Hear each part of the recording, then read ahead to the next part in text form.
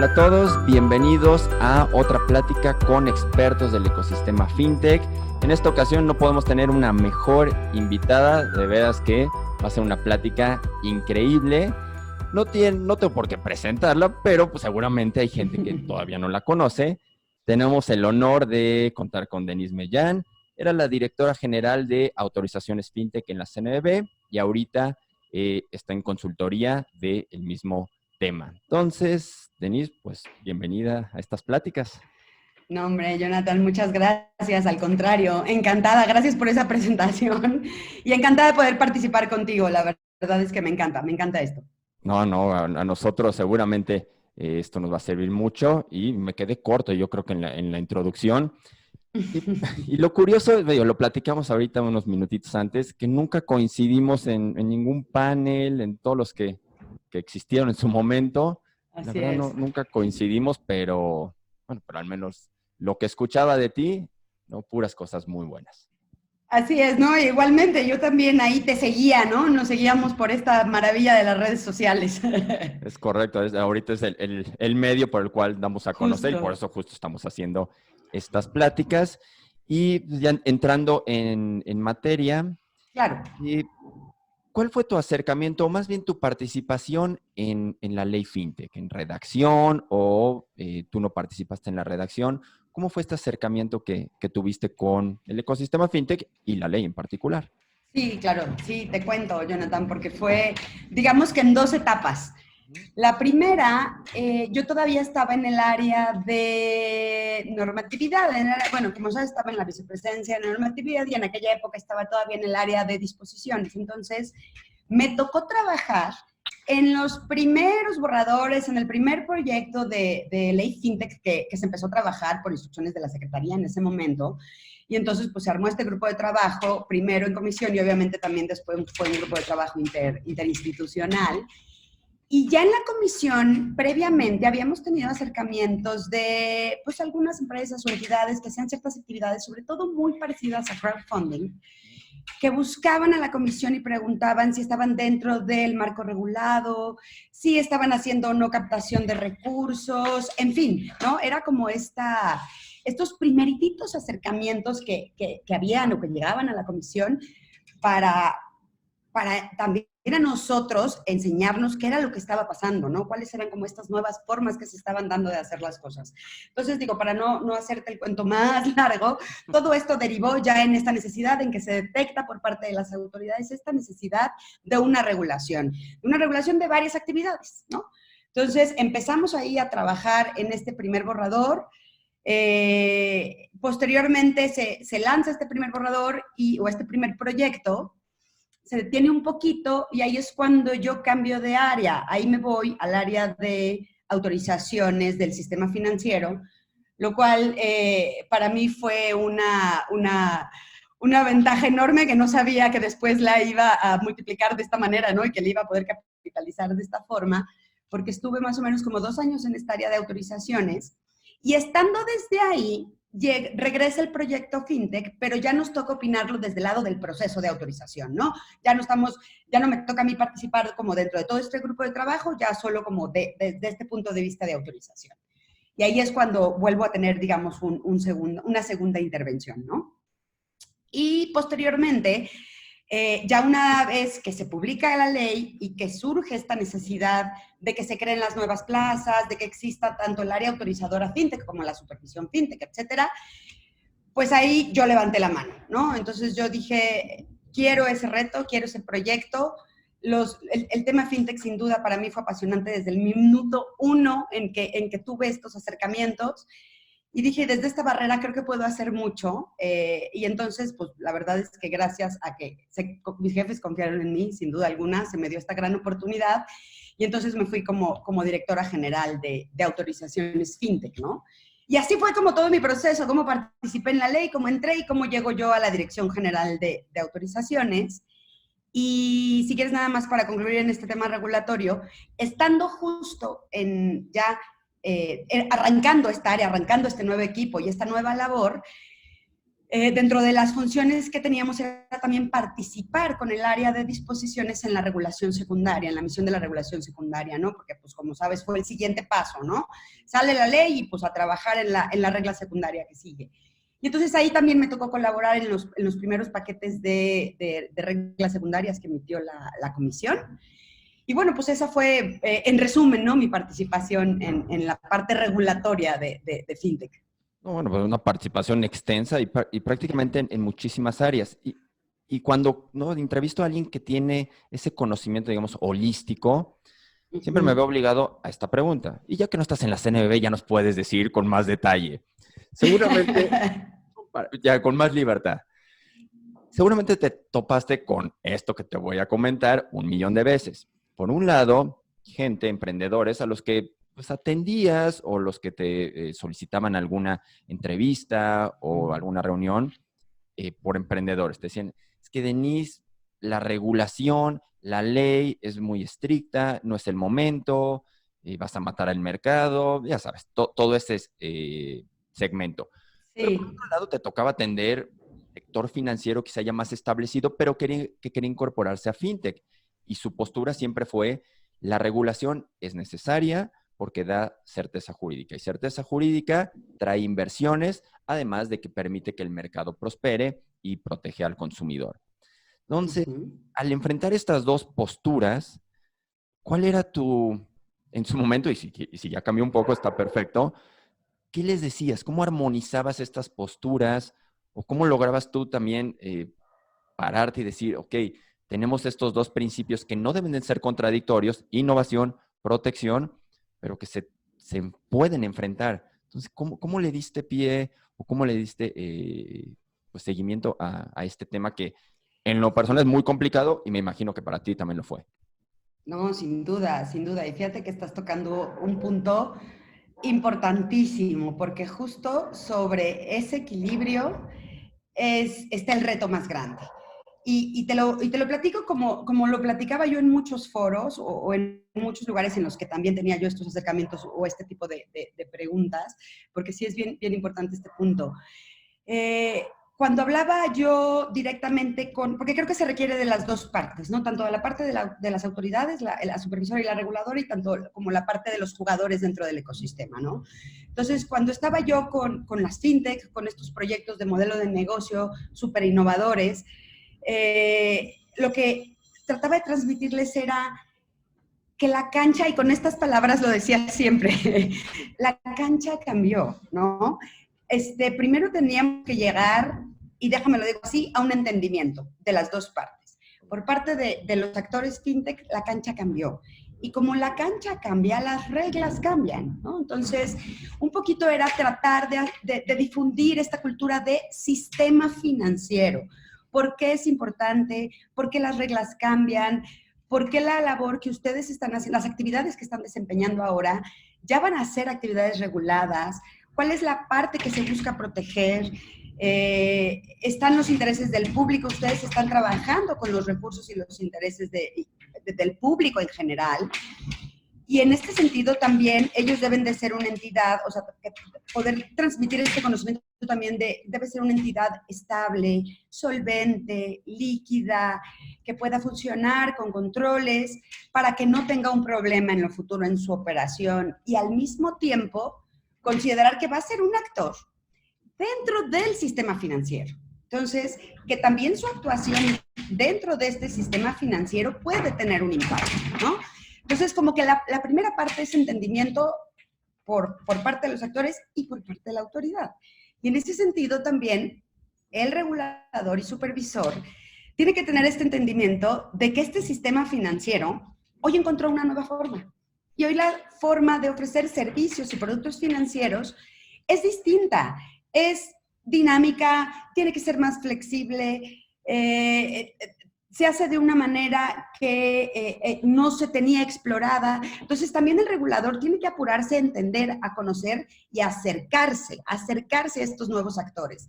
Si no hay esta apertura y este entendimiento de las dos partes, creo que es bien difícil armonizar una regulación que logre los mismos objetivos en ambos lados. estabilidad de la entidad financiera, estabilidad y sano desarrollo del sistema financiero y protección de los intereses del público, porque estas tres cosas importan en ambos lados, ¿no? Y para esto creo que era fundamental la participación que en su momento me tocó a mí compartir con otras personas claramente, de acercamiento. O sea, para lograr este entendimiento se requiere acercamiento, entonces se requiere abrir la puerta y decirles, siéntense, vamos a platicar en qué consiste su modelo, qué es lo que quieren hacer, oigan, también escuchen, la regulación está así, por eso nos preocupa, por eso hay que hacerlo de esta manera, por eso ahora ya no se puede hacer de esta otra. Entonces, creo que toda esta parte fue una labor bien importante, pero creo que sigue haciendo falta todavía, Jonathan. Y como tercer elemento, además de, yo creo que el entendimiento, el acercamiento, es la apertura. Si las dos partes no tienen esta apertura de entender cómo van a incorporarse a este sector, creo que poco se va a lograr para que la ley pueda seguir fomentando que exista y además regulando, ¿no? O sea, no es una cuestión nada más de fomentar e incentivar, sino también de regular, ¿no? Aquí es donde tiene que estar justo este equilibrio. No, y justo eso que tocabas ahorita, esa parte la he escuchado de, pues, de las personas que estuvieron, que compartieron ese momento contigo, tanto Rocío como Gustavo, es el sentarse a platicar con los emprendedores, con los participantes y primero entender qué está pasando antes de regular. O sea, creo que es una actitud que tomaron ustedes, no sé si por el sector, por la personalidad de cada uno, de primero escucho, entiendo y quizá a la par o posterior regulo. O sea, no a priori ya pongo las bases y ya de ahí platicamos, sino escucho siempre esta disposición o este modelo de entendemos, platicamos y ya después pues regulamos y vemos que sí y qué partes quizá no está regular, porque hay muchas que no. Entonces creo que eso sí realmente, como estas pláticas, y lo has dicho en muchas ocasiones, debe de transmitirse mucho más al ecosistema para que no piensen, al menos, no de la vieja guardia, que vieja guardia duró, bueno, los voy a denominar vieja guardia, Sí. ¿no? Y ojalá los que permanecen sigan con esta actitud y no se piense que en México o los reguladores estaban alejados o no tenían esta unión con el ecosistema. Era todo lo contrario y creo que ¿no? Se les reconoce, se les aplaude y gracias a eso, pues muchas empresas seguramente maduraron o le cambiaron un poquito a sus modelos para adaptarse y mejorar. Y justo ahí tengo una pregunta. Seguramente platicaste con, no sé si con las 85, creo que fueron 85 autorizaciones iniciales. Quizá no platicaste con las 85, pero con muchas que solicitaron o igual unas se quedan en camino. Y ahí seguramente pudiste sentir un poquito al mercado, darte una idea de cómo estaba creciendo o desenvolviéndose fintech en México en estos segmentos.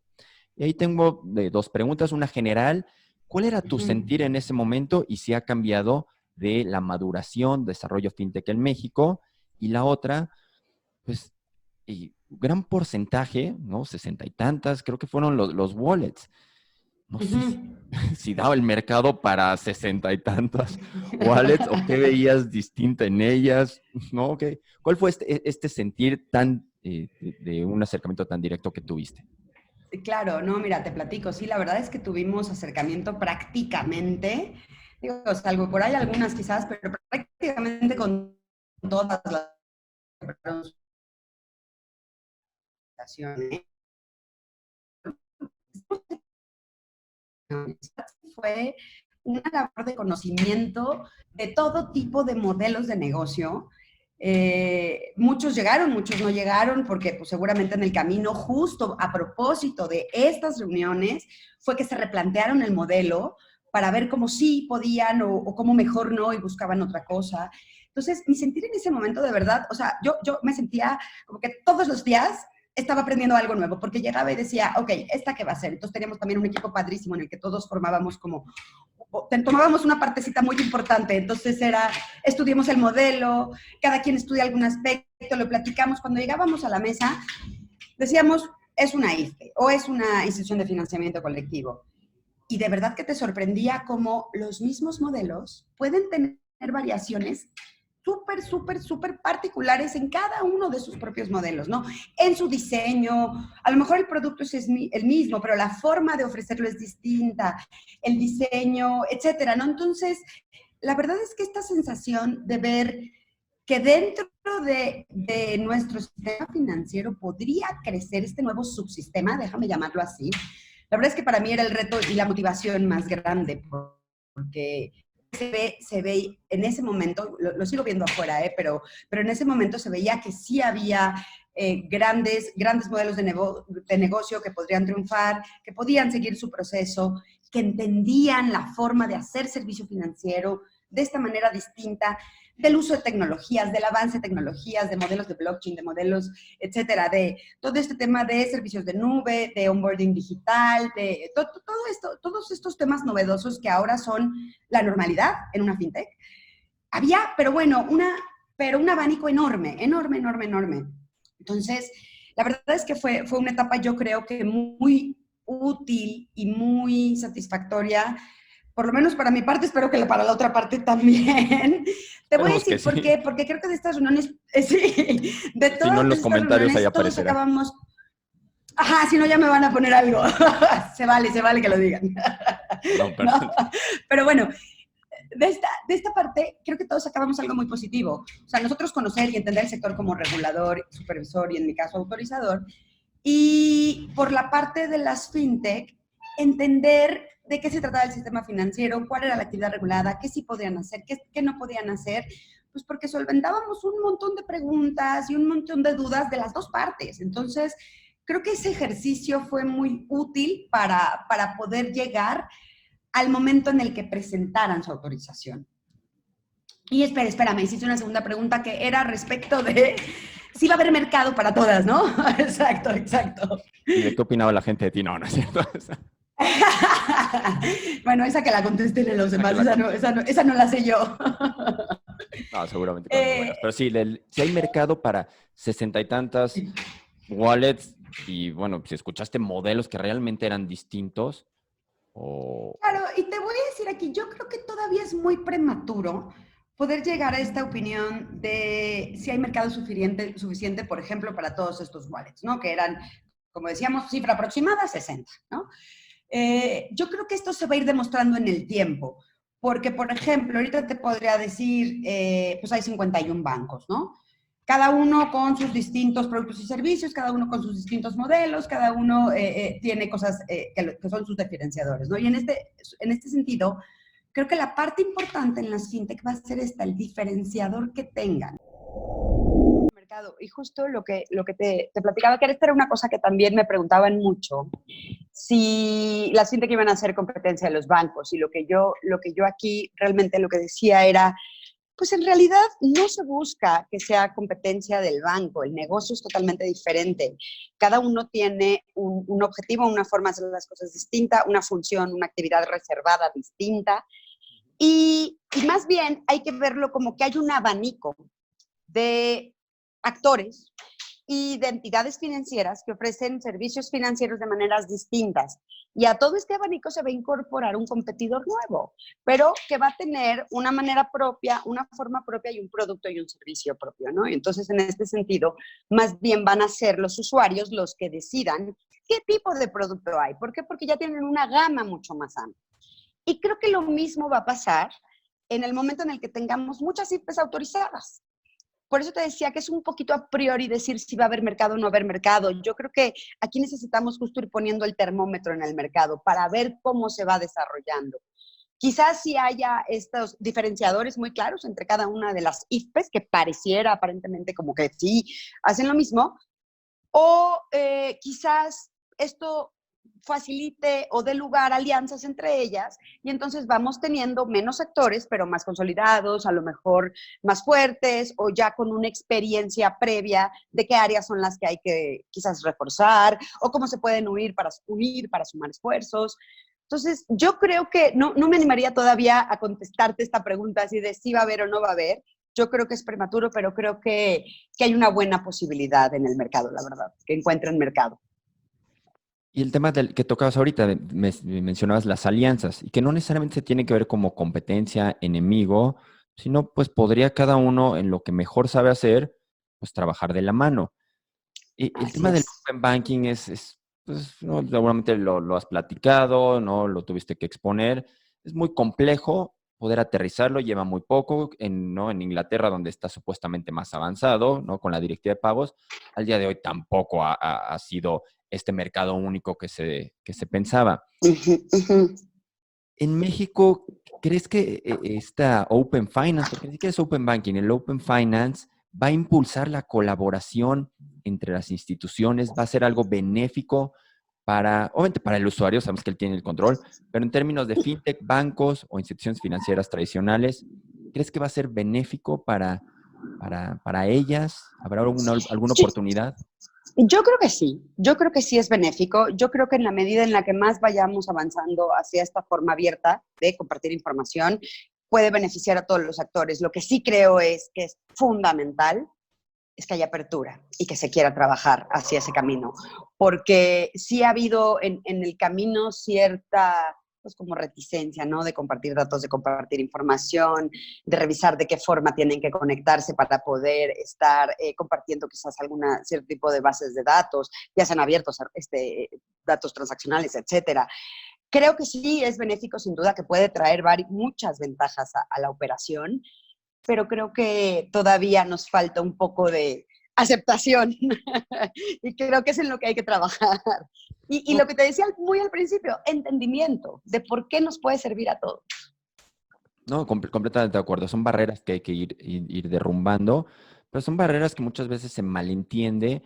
Es que si dejo que las fintech participen, pues me van a quitar mercado y lo mejor es poner una barrera artificial con regulación o de Ujú. otras maneras, cabildeo. Y creo que muchas veces se ha malentendido, como tú dices, tenemos que tener apertura y un verdadero entendimiento de qué modelos de negocio podrían resultar de todo esto. Y en ese Claro. punto, sé que ustedes tuvieron, pues quizá contacto, fueron a otros países para pues, ver cómo se estaba regulando esto, que ya llevaban unos años de adelantados. ¿Y en qué lugar encontraste tanto reguladores o una regulación que, pues, ¿no? Podrías decir, me gustó, hacia allá debemos apuntar o incorporaron, yo sé que, ¿no? Que en Singapur y otras sí las trajeron para acá, pero algún otro ejemplo, quizá Latinoamérica, algo particular. Mira, sí, si quieres, de Latinoamérica, fíjate que tengo un ejemplo bien interesante. Pero déjame, voy primero a Inglaterra, por ejemplo. ¿Cómo funciona el modelo de sandbox en Inglaterra? Fue como de las figuras que allá se tomó. Hay mucha apertura, se les da esta autorización para que el sandbox, el modelo novedoso o el arenero regulatorio, como se le llame, pueda funcionar. Es también fomentado por la propia autoridad. Y entonces se dan esta especie de registros y se les mantiene y se les permite continuar operando, ¿no? Se tomó esa figura, se trajo a México. En México es una figura que el sandbox, mira, nos ha costado un poquito de trabajo porque sin duda toda ley es perfectible, claro, claro, esto es, digamos, el primer paso, pero creo que quedó muy restringido, ¿no? Y quedó como muy difícil de probar que existe un modelo novedoso por cómo están los requisitos, Ujú. precisamente por cómo están puestos, ¿no? Y ahora que mencionas Latinoamérica, por ejemplo, en Colombia, acaba de publicarse en febrero un decreto por el que se establece toda esta regulación para los areneros regulatorios, ¿no? Para estos sandbox. Y la parte padrísima que tiene Colombia es que la autoridad ha sido súper, súper abierta a escuchar estos nuevos modelos. Digo, como sabemos, Brasil, Colombia son los países que están también dentro de Latinoamérica más fuertes, con una consolidación del sector fintech más grande y que tienen más actores fintech, ¿no? Entonces, la autoridad en Colombia, a través del Ministerio de Finanzas y la Superintendencia, desarrollaron grupo de innovación financiera. Tiene algún nombre más complejo, pero bueno, es un grupo que tiene estas funciones, ¿no? Es un grupo de innovación financiera que depende de la superintendencia, depende del supervisor bancario, bueno, del supervisor financiero. Y entonces, justo desarrollan todo un programa, esto acaba de salir publicado, te digo, este año, desarrollaron todo un programa para tener primero una etapa por parte de el supervisor, que sea el que revise, este es como una especie de hub, que sea el que revise los proyectos para ver si estos modelos de negocio son innovadores, si cuentan con los requisitos de elegibilidad para que puedan ser impulsados y apoyados por el propio gobierno a través de este grupo que forma parte del supervisor. Esta parte me pareció padrísima porque es justo, esto no hace más que reafirmar lo que platicábamos al principio, ¿no? De la apertura y del entendimiento de los dos, de los dos jugadores, desde el regulador y la entidad financiera.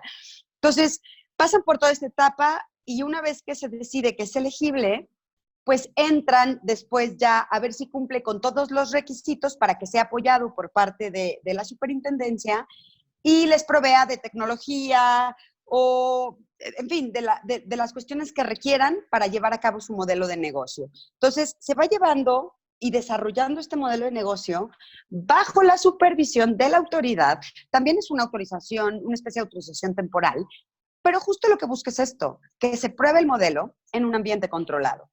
En un ambiente controlado, en un ambiente regulado, con ciertos requisitos, dentro del cual también haya un plan de salida por el impacto que pudiera tener en los demás sectores del sistema financiero o el impacto que pudiera tener en caso de que el negocio no funcionara en sus clientes o usuarios. Pero entonces se va llevando justo, es el propósito de un sandbox, ¿no? De un arenero regulatorio, que sea dentro de este campo, de este arenero dentro del cual se pueda desarrollar la actividad.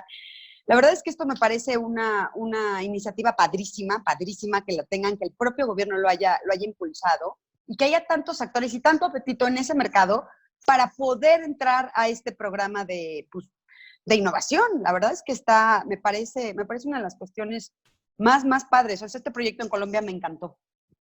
Y justo eso que mencionas, como quizá una etapa de aceleración, que no es un acelerador, pues participa el gobierno, pero Así es. viéndolo. Y en la ley FinTech, si mal no recuerdo, y no lo recuerdo mal, sí está el llamado este grupo de innovación financiera perdido. Y lo digo perdido no porque está en los últimos capítulos o en los últimos artículos, sino por algo realmente, y creo que él se pudo haber sido, digo, puede ser, o sea, no está restringido, pero no está utilizado, yo creo que de esa manera, como un hub, porque Sí. participan, ¿no? Actores, ¿no? Del reguladores, del sector privado, y lo que a mí no me gustó, o lo que dije, híjole, se quedó corto, es que, bueno, al menos se reunirán creo que una vez al año.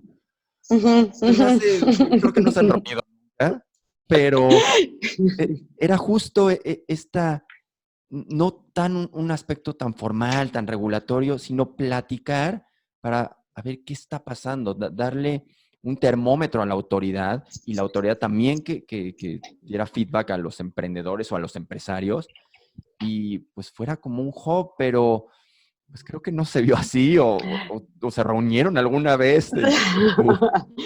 Sabes que la idea justo de este grupo de innovación financiera era esa, que fuera un grupo conformado por las autoridades, que también tuviera esta interacción con el sector, que pudiera estarse actualizando, que se pudiera recibir, o sea, es decir, todo esto que hemos platicado, que existiera esta comunicación entre las dos partes. La verdad es que esa fue la idea, así se contempló en la ley y con esa intención se puso. Pero pues sí, creo que todavía le falta mucho para llegar a eso. Creo que esa debería ser su función. Y ahí está la herramienta. El punto es, hay que utilizarla, porque existe, ¿no? El punto es que ojalá sí se utilice mucho para estos efectos, porque, como te comentaba al principio, si bien en la parte regulatoria y en la parte de autorizaciones, en las dos partes que me tocó participar, tuvimos siempre esta intención de acercarnos y se preguntaba y se hacían consultas públicas y se mandaba por los canales designados para esto, a opinión del sector de las regulaciones, no es suficiente. Se requiere un día a día de la operación, se requiere entender la operación en el día a día, ¿no? Entonces, pues creo que sí es una herramienta a la que se debiera explotar mucho más. Sí, de acuerdo, ojalá sí, tiene que haber voluntad, ¿no? Por ambas partes Así y es. quizá una es donde ahorita estamos un poco fallando, pero no, esperemos que retomemos bien ese camino. Y hablando de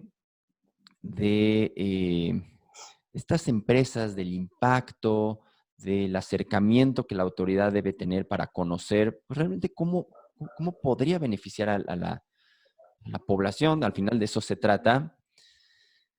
¿Alguna fintech, puede ser nacional, internacional, que te haya llamado la atención pues, por lo que estaba haciendo, cosas distintas, impacto, no sé, algo que nos quieras compartir de, híjole, aquí sí vi algo muy padre? ¿Sabes qué? Aquí la verdad es que no quisiera hablar de una en específico, porque vi tantas, con tantas cosas tan positivas, que preferiría no centrarme en una, sino decirte cuál sería la parte innovadora que creo que estas fintech van a traer al mercado en México. Primero, una que es fundamental es confianza, confianza. En la medida en la que estas fintech logren que la gente confíe, o sea, tú sabes, el sistema financiero está basado en la confianza, ¿no? Entonces, confíe en que sus recursos están aquí a la mano, en su aplicación del celular, que los tienen a la mano, en la medida en la que dejen de utilizar el efectivo, en la medida en la que dejen de guardar el dinero abajo del colchón y crean de verdad que sus recursos pueden ser utilizados de una manera súper fácil, que están a la mano y que además de esto, además de generar confianza, que yo creo que es la base del sistema, generen inclusión financiera. O sea, te juro que con cualquier fintech que logre esto, adelante. O sea, por eso te digo, no quiero pronunciarme sobre un específico, porque creo que todas lo están haciendo, todas van hacia allá. Entonces, el gran impacto que pueden tener en el mercado las fintech, yo creo que es este. ¿Crees que sí vayamos a inclusión financiera en los modelos que están manejando o, como lo mencionaste, es paso a paso y no podemos querer abarcar todo el mercado? Hay que ir incluyendo o dando pequeños pasos al respecto. Yo creo que son pequeños pasos, pasitos, pasitos. Y los primeros ya los dimos. Te digo, creo que estamos empezando. Hay muchísimo por hacer todavía, muchísimo. Pero creo que estamos empezando. Y digo, te pongo un ejemplo. A mí me pasa ahora en estos tiempos del encierro que voy aquí a la tiendita que está cerca a comprar alguna cosa, igual también para apoyar un poco al negocio local. Y pues me encuentro con que el dueño de la tienda le digo de repente, oye, pues no traigo suficiente efectivo, se me olvidó, y me dice, oye, pues hazme una transferencia, fíjate que tengo aquí mi cuenta en una fintech, y entonces pues le hago una transferencia en 3 segundos. Estar logrando esto, creo que ya es un avance, ¿no? Y esto es un ejemplo chiquitito de algo que puede crecer, ¿no? Como un monstruo. Creo que la inclusión financiera nos falta, le falta mucho, mucho, mucho al país a través de todos sus actores. Pero creo que podemos llegar ya a sacarnos un poquito más. Y también, ¿sabes qué? No solo parte de inclusión financiera para quien no está bancarizado total, sino para quien apenas va a empezar a bancarizarse, que también ese es un nicho que se puede ahorita aprovechar y que puede traer grandes beneficios para todos. Y esta parte que mencionabas de inclusión, ahora me voy a un tema que, ¿cómo plantearlo? O sea, ni siquiera deberíamos de plantearlo, pero hay que discutirlo. Y es la inclusión en términos de género, ¿no? Nos debería de dar igual si es hombres, mujeres, da lo mismo. El chiste es la empresa, el chiste es que participen. Pero seguimos todavía manejando estas ideas de género, pero quizá no porque el sector bloquee a las mujeres, que es, ¿no?, las que falta que participen. Muchas veces ellas no, pues no participan, pero habrá alguna razón, nos falta mayor educación, avance, es por el tema tecnológico que permea a todos los sectores, o porque algo muy importante o rescatable, más que rescatable, de admirarse, pero por la misma razón de que ahorita seguimos pensando, es que hay diferencias. Es que las exponentes número uno de FinTech en México eres tú y Rocío. O sea, no hay duda. Y es importante porque la gente dice, es que son dos mujeres. Da lo mismo si son mujeres o son hombres. Pero sigue causando un shock o esta idea de mujeres en fintech. ¿Por qué se da esto? ¿Qué podemos hacer? ¿Has visto un avance, ¿no?, en las clases que das, lo que compartes? Porque necesitamos a todos. Claro, y te voy a decir algo que yo he detectado y que ha sido mi experiencia a lo largo de estar en contacto con el sistema financiero tantos años. Yo estuve 18 años en la comisión. Yo creo que es un tema cultural totalmente y o sea, es un tema de educación, es un tema idiosincrático, es un tema de muchísimas cosas, ¿no? Que traemos ya arrastrando muchos años. Pero curiosamente, las nuevas generaciones, yo he detectado que ya no lo traen tanto como las anteriores. Doy clases en el ITAM y tengo alumnos de casi mediados último semestre de la carrera. Y la verdad es que yo percibo estas generaciones mucho más abiertas al tema de género y más con esto que acabamos de tener el 8 de marzo pasado. Tuvimos una clase para que hicieran como esta lluvia de ideas, cómo entienden este tema. Y la verdad es que yo los noto mucho más abiertos, mucho más entendidos del tema y mucho más conscientes de que hay violencia de género. Y déjame, también te digo algo, yo he sentido mucha más discriminación o tema de género en el sector, en los sectores tradicionales que en el sector fintech. La verdad es que toda mi interacción con los actores de las plataformas siempre fue, pues, sin importar si es hombre o mujer, o sea, siempre ha sido en estos mismos términos, no hay discriminación. Y en cambio en otros sectores sí llegué a pasar algunos momentos incómodos, nada más por el hecho de ser mujer, ¿no? Y a mí se me hablaba en algunos momentos de una manera distinta, entonces pues ahí había que pues salir con un discurso feminista, ni modo, habría que hacerlo, porque este es un tema cultural, este es un tema que no se puede estar permitiendo, ¿no? Entonces, la verdad es que yo en este sector fintech siento mucha más apertura y siento mucha más identidad y mucho más conocimiento de la violencia de género, ¿no? Y hay mucha más sensibilidad. Sí, de acuerdo, yo también creo y lo que he escuchado es que hay mucha más apertura y aquí se trata de impulsar el ecosistema, no tener otro Total. tipo de discusiones que son anacrónicas y claramente nada aportan. Y qué bueno que muchas más personas y que ustedes no estén a la cabeza y dando el ejemplo de que sí, mujeres ahorita tenemos que decirlo, vean a Rocío y a Denise, pero todo mundo debe participar y debemos impulsarlo porque no es una cuestión de género, no es una cuestión ni siquiera de país, esto es ¿no? ya mundial. Y si no nos No, y sumamos... esta es justo la parte padrísima, que llega a todos. Aquí sí no hay discriminación de ningún tipo, esto llega a todos. Entonces, eso es justo el valor que tiene, que está a las manos, del alcance de todos y que todos pueden usarlo para cosas súper positivas. De acuerdo, ¿no? Me encantó cómo terminaste ¿no? esta parte y es justo lo que debemos de tener en mente y hacia ¿no? el camino y lo que debemos buscar y apuntar. Y bueno, para no quitarte ya más tiempo, que creo que ya nos extendimos un rato, pero ha estado padrísimo. Padrísimo.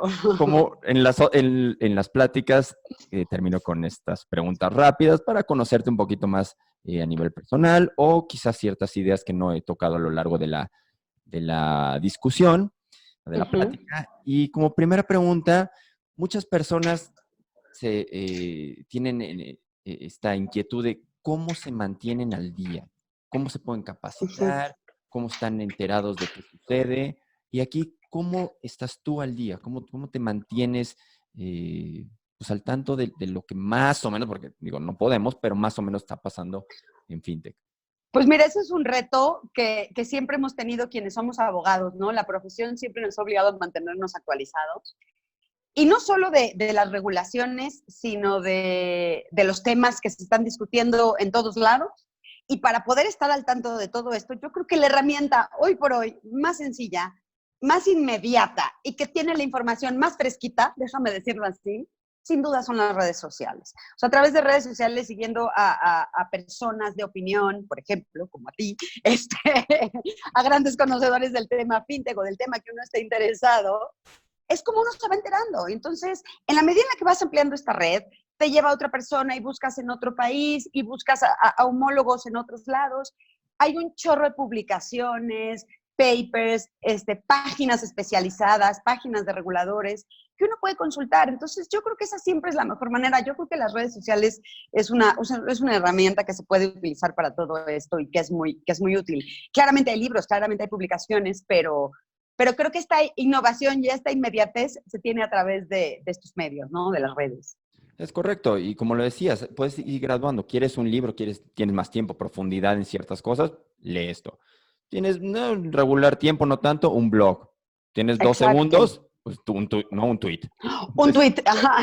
No, y que un tweet puede englobar una información súper valiosa. O sea, sí puede realmente simbrarte y decir, no había visto de esa manera. Entonces, sí, como tú dices, hay, ¿no?, información sobra.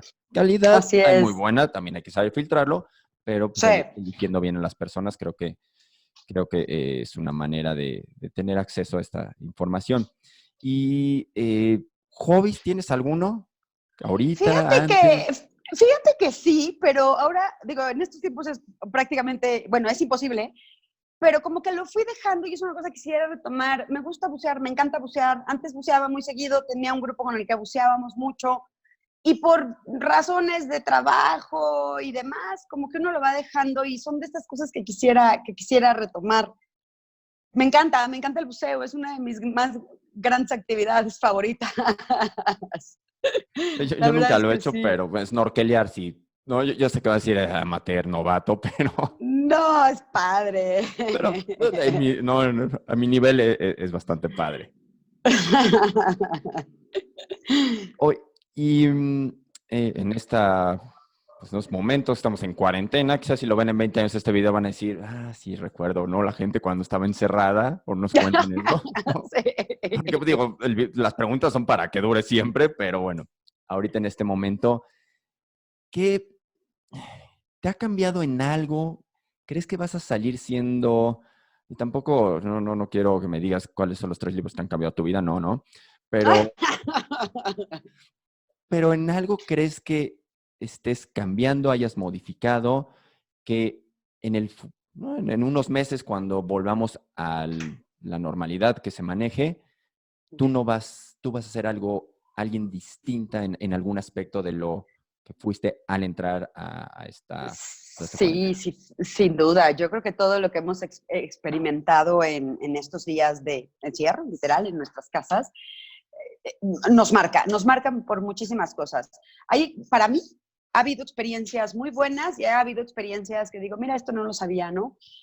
Como cositas en las que uno tiene que ser, a lo mejor yo, más estructurada. O sea, yo estuve acostumbrado a un modelo de trabajo todo el tiempo en una oficina, con un horario, desplazarme para ir a trabajar, salir a comer con horarios estructurados de desayuno, comida y cena, etcétera. Bueno, las cenas no eran tan estructuradas y los horarios de salida tampoco, pero bueno, Se hacía lo que se era, podía. exacto, se hacía lo que se podía, era un poco el formato. Y de repente encontrarte en un formato así de la noche a la mañana, pues ya estás en casa y tienes que desarrollar todas tus actividades dentro de casa y trabajar y tomar llamadas y al mismo tiempo atender cosas de casa y al mismo tiempo tener tiempo para ti y al mismo tiempo comer. O sea, a mí yo creo que esta parte es como que la que más me ha costado trabajito, el ser estructurada, ¿no? Porque sí, me levanto y hago un montonal de cosas, ¿no? Para la hora que ya me siento a trabajar, ya hice un montonal de cosas, ya hice ejercicio, ya desayuné, ya tomé café, ya hice un montonal, ¿no? Pero de repente se me va que es la hora de la comida y entonces la voy pateando, tengo una llamada. Entonces, estructurar horarios, yo creo que tenemos que aprender esta parte. Para quienes no estábamos acostumbrados, ¿no?, a trabajar desde casa y estar todo el día en casa, el tener las rutinas bien claras y no descuidar la parte de, pues uno salía a comer y tenía una hora y media, lo que tuviera, pues aquí también hay que darle ese tiempo, ¿no? Entonces, sobre todo esta parte de estructura. Lo demás es increíble cómo pensábamos que había cosas que no se iban a poder hacer a distancia y que había trabajos que no se podían llevar a cabo a distancia, sobre todo por el trabajo que yo desempeñaba antes, ¿no? Que es sobre todo en la parte de gobierno, que era todo un poquito más rígido, era todo presencial, totalmente presencial, todas las reuniones eran presenciales, no ni imaginarnos, ¿no?, que hubiera Zoom o que hubiera videoconferencias, y que hoy se están haciendo así. Entonces, ¿y qué se necesitó cuando todavía hace un par de años se decía, no, para eso va a faltar mucho? ¿Qué se necesitó? 2 días de encierro de pandemia, listo, todos a su casa, con VPNs, con computadoras conectados, y ya todos están operando así. Entonces, no, esa es de las grandes cosas positivas. No necesitábamos pensarlo tanto, se podía hacer en un segundo, ¿no? Entonces, creo que el cambiar ya esta parte va a ser bien útil para después. Completamente, y escuché a alguien que mencionaba que esta época, si algo va a traer en el sentido positivo, es la mayor educación digital que en la Sí, historia se ha visto, ¿no? Porque sin duda. muchas puedes decir, oye, educación digital es aprender a usar WhatsApp, Facebook. Sí, igual WhatsApp es una educación digital, pero puedes ir de ahí hasta un wallet o ahorita que estamos en esta sesión de Zoom, en fin, va a traer por obligación una educación digital, de servicios digitales, que nos hubiera tardado, no sé, años y se aceleró Claro. enorme y eso va a beneficiar, yo creo que a todo mundo. Y como última pregunta, ¿alguna frase, enseñanza, idea que te haya transmitido, pues en un superior jerárquico, un amigo, familiar, que realmente la sigas o resuene contigo, y digas, pues esta idea, frase, ¿no? Mm. ¿No? La galleta de la comida japonesa, no sé, algo, ¿no? Que, ¿Sabes qué? Sí tengo una. Alguna vez me la dijo mi hermana y es una frase bien cierta porque yo estoy convencida de que uno se convierte en lo que se quiere convertir. Una vez me dijo, ten cuidado con lo que le pides al mundo porque se te puede cumplir. Y es totalmente cierto. En la medida en la que uno esté convencido de qué es lo que quiere de sí mismo, ¿no? Lo que le pide al mundo, lo va a conseguir. Y es cierto. Y es muy cierto, pero eso supone no salírselo a gritar al mundo, ¿no? Eso supone un trabajo diario de reconocimiento y de qué se quiere y hacia dónde se va. Pero es muy cierta, de verdad, ten cuidado con lo que le pides al mundo porque se te puede cumplir. Y cuando llega dices, ay, ¿y ahora qué hago con este paquetón? ¿No? Que me llegó y que yo pedí. no, Pero es padrísimo, es padrísimo. no, sí, sí, y hay que, es como tú decías, no nada más es el deseo, no, el secreto, ¿te Ajá. acuerdas? El de, Ah, sí, ¿no? no, no, no, no, Hay no. que ejecutar, pero es cierto, si lo ejecutas, lo piensas, sí se te concede y a veces hay que tener cuidado con lo que uno desea, Justo, porque para lo justo. bueno y para lo malo, También. pero tienes toda la razón y bueno, pues si algo podemos desear y ejecutar es que más personas como tú sigan aportando al ecosistema y no solo desde la parte regulatoria como lo has hecho, sino ahora en la parte privada y bueno, pues que todos trabajemos desde nuestra trinchera para que fintech, sistema financiero, la inclusión, dejemos de catalogarlo, realmente crezca, ayude y mejore la vida de muchas personas. Así es, Jonathan, de acuerdo contigo, que esto siga creciendo, que esto que ya se empieza a ver, llegue a consolidarse, sea una realidad y sea para el beneficio de todos, ¿no? Y de todo el sistema financiero, sin duda, ¿no? Porque pues, esa es la idea, que esté todo integrado. Así es. Y pues con esa frase de integración, no me despido. A terminar, ¿no? En una nota alta, te agradezco infinitamente tu participación, que hayas accedido a esta entrevista, ¿no? Por mi parte, fue increíble. Espero tú también la hayas disfrutado. Y pues te voy a invitar a una futura plática, si quieres, para pues seguir con estos temas y a ver qué nuevos avances tenemos. Claro, no, hombre, Jonathan, encantada, de verdad, al contrario, te agradezco a ti la invitación a esta parte tan padre de labor de pláticas que estás haciendo. Y encantada de participar contigo, ¿eh?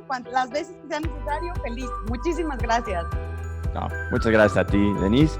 Y bueno, les agradezco a ustedes que hayan visto esta plática. Suscríbanse al canal, vamos a seguir subiendo entrevistas con personajes relevantes del ecosistema. Y pues nos vemos pronto con otra entrevista. Cuídense.